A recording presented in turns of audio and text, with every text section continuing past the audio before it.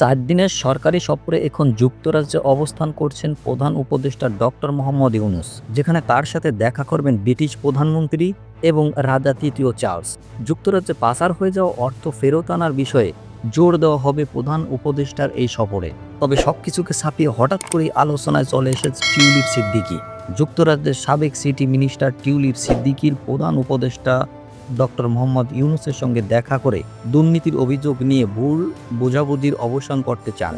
তবে এই সফরকে ঘিরে রাজনৈতিক মহলে সবচেয়ে আলোচিত বিষয় হলো বিএনপির ভারপ্রাপ্ত চেয়ারম্যান তারেক রহমানের সঙ্গে প্রধান উপদেষ্টার সম্ভাব্য বৈঠক।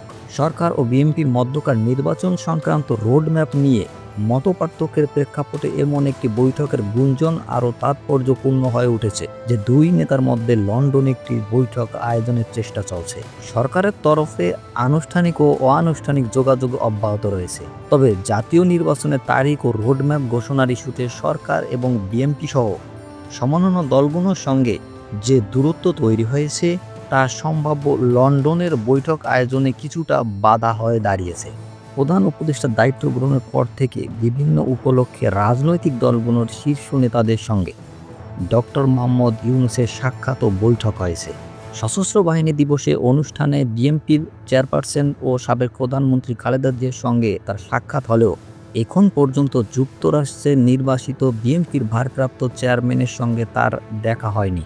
সে কারণে এবার ঈদের পর লন্ডনে দুই নেতার সাক্ষাৎ ও বৈঠকের সম্ভাব্য নিয়ে জোরদার চলছে। ৪ দিনের সফরে ১২ জন প্রধান ব্রিটিশ রাজা তৃতীয় চার্লসের কাছ থেকে সম্মানজনক কিংস চার্লস হারমোনি অ্যাওয়ার্ড গ্রহণ করবেন। তবে দেশের মানুষ কৌতূহলী হয়ে আছে তারেক রহমান কিংবা টিউলিপ সিদ্দিকীর সঙ্গে প্রধান উপদেষ্টার কোনো বৈঠক হয় কিনা তা জানার জন্য। নির্বাচনকে কেন্দ্র করে অন্তর্বর্তীকালীন সরকার এবং বিএনপির মধ্যে যে দূরত্ব সৃষ্টি হয়েছে তা দূর করার জন্য হলো ডক্টর মোহাম্মদ ইউনূস এবং তারেক রহমানের একটা বৈঠক হওয়া দরকার বলে মনে করছেন সবাই।